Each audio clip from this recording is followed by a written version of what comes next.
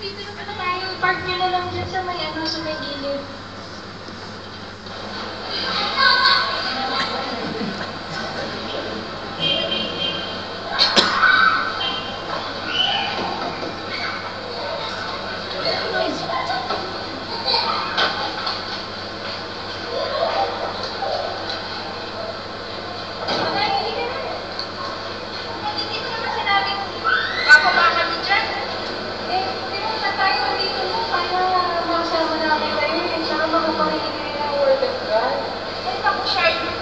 Ikaw na lang, nasa nakakisama dyan.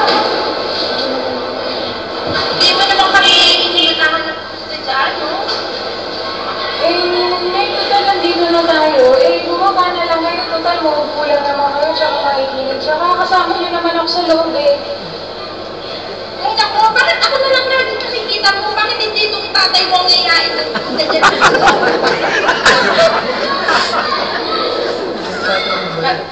Punta dito para makapunta kayo at sa gayon malaman nyo na rin kung ano yung natin na namin sa bari. Tsaka layo na ng biniyahe natin. Sayang yung isipin nyo na lang na sayang yung pagbiyahe nyo. Tsaka lalo na sayang yung opportunity na nandito na tayo. Ako na lang lagi ang nakikita nyo. Di kung bababa. Ano ba naman yan? Pare-pareho kayong lahat. Pinagkakaisa ninyo ko. Ako na lang lagi ang nakikita ninyo.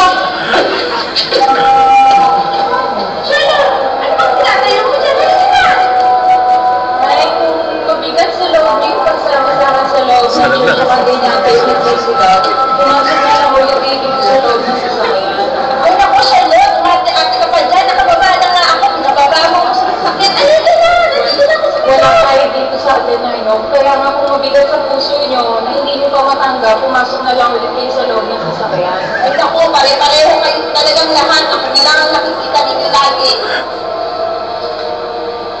Pasok na lang. Naya ko na lang ate, mauna na lang kayo umuwi, hintay ko na lang si Gary dito sa Pampanga. Ano pa nga ba? Di ganun na nga mangyayari. Mauna na kayo, hintay ko na lang siya dito. Total, pababa na naman siya sa bago. Sige na, alis na kami. Ano mo na yung sasakyan mo?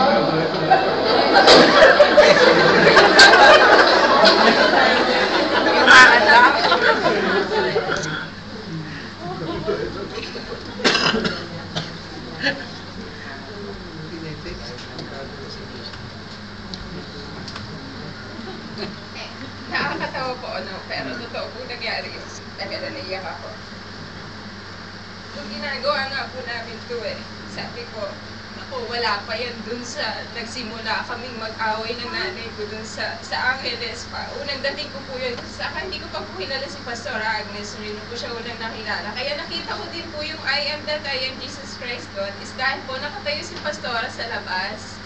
So, siya yung nagwe-welcome ng mga pumapasok po sa loob. So, nakita niya po na nagdaan yung van namin, tapos gumilid kami. Tapos yung paggilid namin yun, ina-expect ko na, dahil nga excited din naman ng nanay ko na makapunta siya ng Angeles, hindi ko lang alam po ano yung excitement na nararamdaman niya na yun. Dahil papunta ang Angeles o dahil makakapunta siya sa church. Pero po, nandun po yung excitement ko na makakarating po ako doon at doon makakapakinig ko. Kasi po, doon sa pagkakauwi po namin, 2 months pa lang po ako nababaptize noon.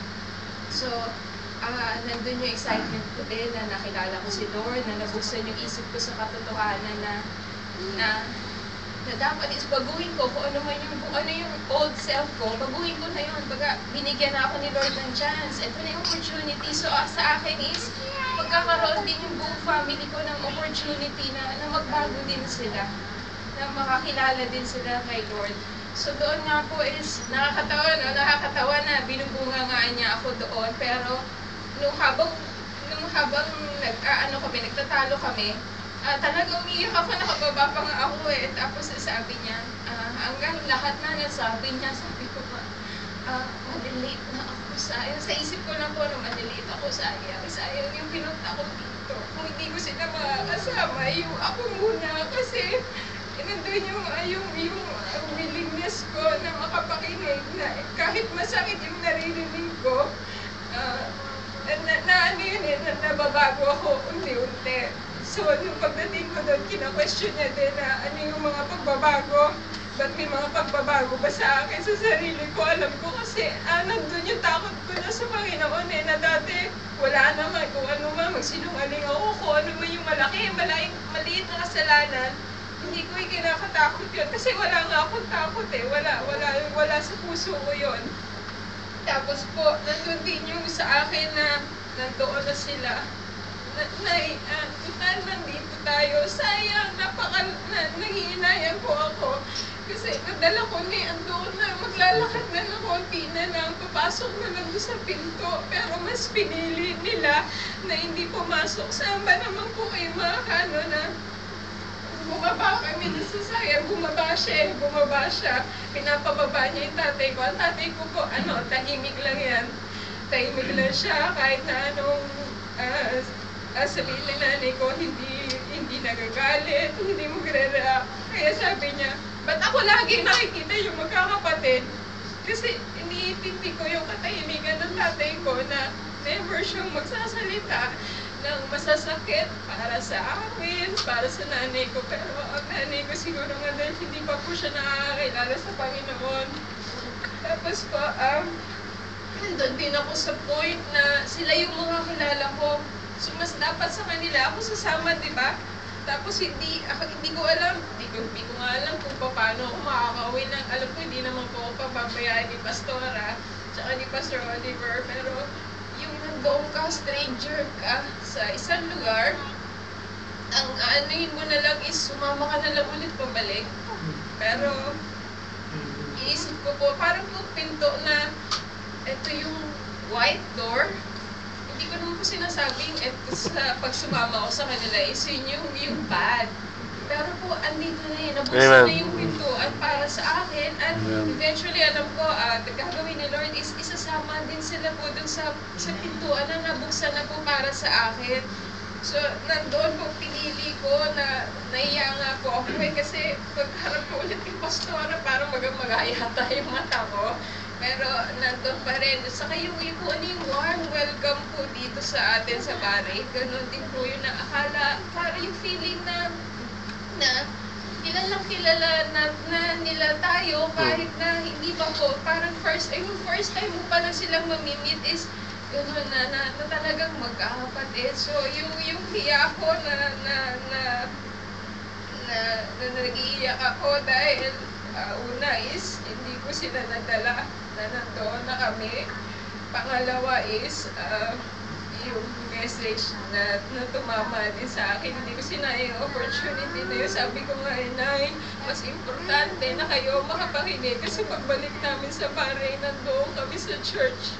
Kayo is walang maglilid sa inyo doon na dapat sana is ako na rin yun. So, napakahirap din po sa side ko, which is alam ko, meron din po dito na yung pinakamahirap na para sa isang believer is yung akayin yung family sa akin po.